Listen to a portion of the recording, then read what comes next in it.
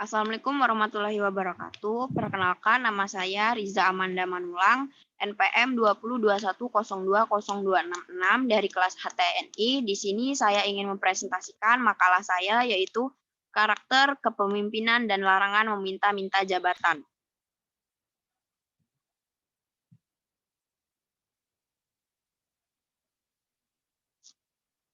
Berikut ayat Al-Quran yang melarang meminta-minta jabatan. Yang pertama ada di surat Quran, surat Al-Qasas ayat 26. Bismillahirrahmanirrahim.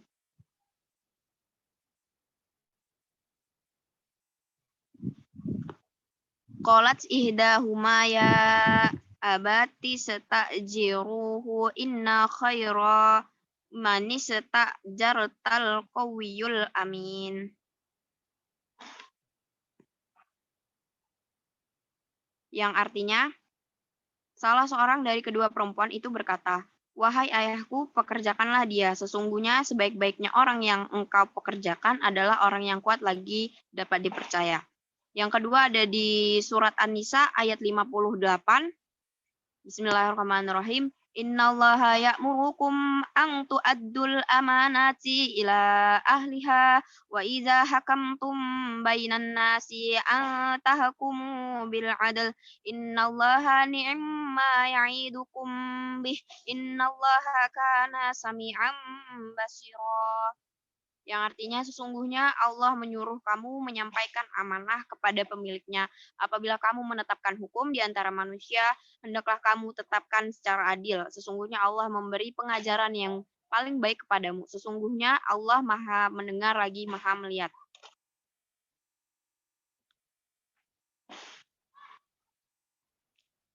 Asbabun nuzul dari surat An-Nisa ayat 58 ini turun pada waktu penaklukan kota Mekah tahun 8 Hijriah. Saat itu Nabi Muhammad memanggil Utsman bin Thalhah dan meminta kunci Ka'bah.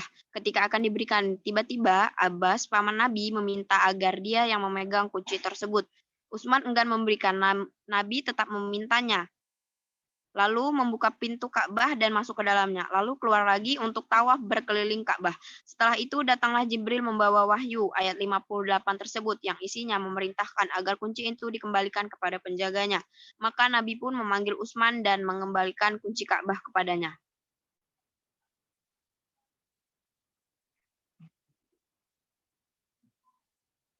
Yang kedua ada hadis yang melarang tentang adanya meminta-minta jabatan. Latas al-imarata fa innaka in atiyataha an mas'alatin wukilta ilaiha wa in atiyataha min khairi mas'alatin a'inta alaiha. Janganlah kamu meminta jabatan, karena sesungguhnya jika diberikan jabatan itu kepadamu karena engkau memintanya, engkau akan diberikan jabatan itu tanpa pertolongan dari Allah. Dan jika jabatan itu diberikan kepadamu bukan dengan permintaan, pasti kamu akan ditolong oleh Allah dalam melaksanakan jabatan itu. Adapun kandungan dari hadis ataupun ayat yang telah saya bacakan ada beberapa, yaitu yang pertama, pengangkatan pemimpin seharusnya dengan memperhatikan siapa yang paling layak memimpin dan yang paling diterima. Yang kedua, kepemimpinan yang ideal itu harus memiliki dua sifat dasar, yaitu kuat, mampu, dan amanah, jujur. Yang ketiga, Nabi Muhammad SAW adalah contoh pemimpin yang paling baik dan beliau memiliki 4 sifat kepemimpinan, yaitu sidik, amanah, tablik, dan faktonah. Yang keempat, Al-Mawardi rahimahullah dalam kitab Al-Ahkam Asy-Sultaniyah menyebutkan syarat-syarat seorang pemimpin diantaranya. Kelima, adil dengan ketentuannya. 6, ilmu yang bisa mengantar kepada ijtihad dalam menetapkan permasalahan kontemporer dan hukum-hukum. Ketujuh, sehat jasmani berupa pendengaran, penglihatan, lisan agar ia dapat langsung menangani tugas kepemimpinan. 8, normal tidak cacat yang tidak menghalanginya untuk bergerak dan bereaksi. 9, bijak yang bisa digunakan untuk mengurus rakyat dan mengatur kepentingan negara. 10, keberanian yang bisa digunakan untuk melindungi wilayah dan memerangi musuh. 11, pemimpin yang paling baik ialah pemimpin yang ikut berbagi bersama rakyatnya. Rakyat mendapat bagian keadilan yang sama, tidak ada yang diistimewakan. 12, meminta-minta jabatan, mengemis jabatan itu tidak boleh, namun seseorang yang memenuhi syarat kemampuan boleh mempromosikan dirinya kampanye sebagai seorang yang layak dan mengusulkan agar dipilih sebagai pemimpin. 13. Seseorang yang lemah dan tidak amanah dilarang mengusulkan dirinya sebagai pemimpin, apalagi jika dia meminta-minta jabatan.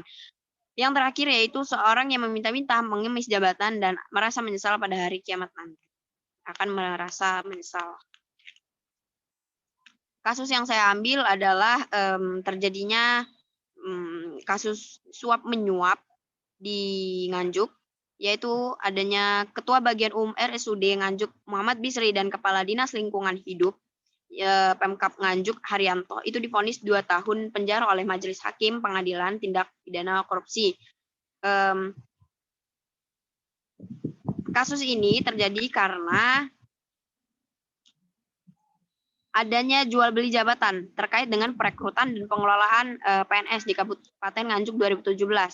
Haryanto dinyatakan terbukti menyuap Bupati Taufikur Rahman sebesar 300 juta dan terdakwa Muhammad Bisri menyuap sebesar 600 juta. Jadi total yang diamankan itu ada dalam operasi tangkap tangan itu masih ada 2 terdakwa lagi, yaitu Ibnu Hajar dan Suwandi.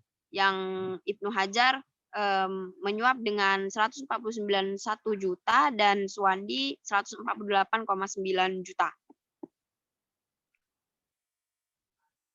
Terdakwa terbukti bersalah melanggar pasal 5 ayat 1 Undang-Undang Nomor 31 Tahun 1999 tentang tindak pidana korupsi sebagaimana telah diubah dalam Undang-Undang Nomor 2001 dan Junto Pasal 64 ayat 1 KUHP.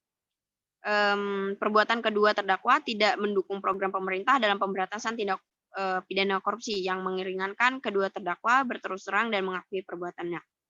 Pasca putusan dibacakan, terdakwa belum menentukan sikap. Keduanya masih menyatakan pikir-pikir. Kasus ini mencuat setelah KPK melakukan operasi tangkap tangan. Jadi diduga sebagai penerima suap ya ini Bupati Nganjuk periode 2013 sampai 2018 yaitu Taufikur Rahman dan Kepala Dinas Pendidikan dan Kebudayaan Kabupaten Nganjuk, Grogot Kabupaten Nganjuk dan Kepala SMP 3 Negeri yaitu Ibnu Hajar. Sementara pemberinya yaitu Kepala Bagian RSUD Kabupaten Suwandi Bisri dan Kepala Dinas Lingkungan Hidup Kabupaten Muhammad Haryanto itu dinyatakan divonis 2 tahun penjara. Analisis kasus yang pertama menurut undang-undang sudah jelas bahwa menurut Lamintang, Leden Marpaung memberikan penjelasan tentang pembentukan 64 KUHP dimuat antara lain. Jadi dari kasus ini kedua terdakwa dijatuhkan hukuman dengan pasal 64 ayat 1 KUHP. Karena pertama telah adanya kejahatan atau pelanggaran tersendiri yaitu pelaksanaan dari suatu kehendak yang terlarang. Yang kedua adanya kejahatan atau pelanggaran itu sejenis. Ketiga adanya tenggang waktu antara kejahatan atau pelanggaran itu tidak terlalu lama. Yang kedua menurut pandangan ulama.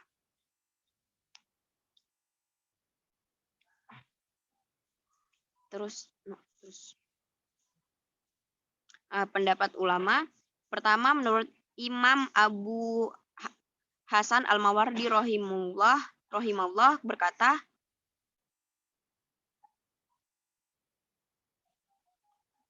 sebagian fuqaha mengatakan bahwa memperebutkan jabatan kepemimpinan itu terlarang, tercela, dan tidaklah mengincar jabatan itu bukan seorang imamah dan dibenci. Ada di halaman 7 Al-Ahkam Al-Sultaniyah.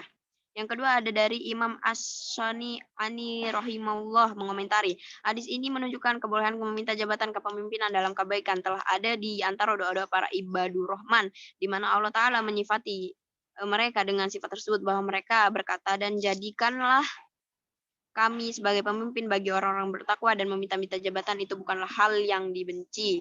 Yang ketiga ada Syekh Said bin Ali bin Wah Al-Qatani Hafizullah juga mengutip perkataan Imam As-Shani di atas yaitu sesungguhnya hal ini terkait dengan jabatan dunia yang tidak usah ditentang oleh orang yang memintanya dan tidak pula berhak diberikan kepada yang memintanya. Namun jika dia niatnya bagus dan diperkuat oleh keinginan yang menjalankan kewajiban dan dakwah illallah azza wa jalla, maka tidak apa-apa meminta jabatan tersebut. Yang ketiga ada dari pendapat penulis.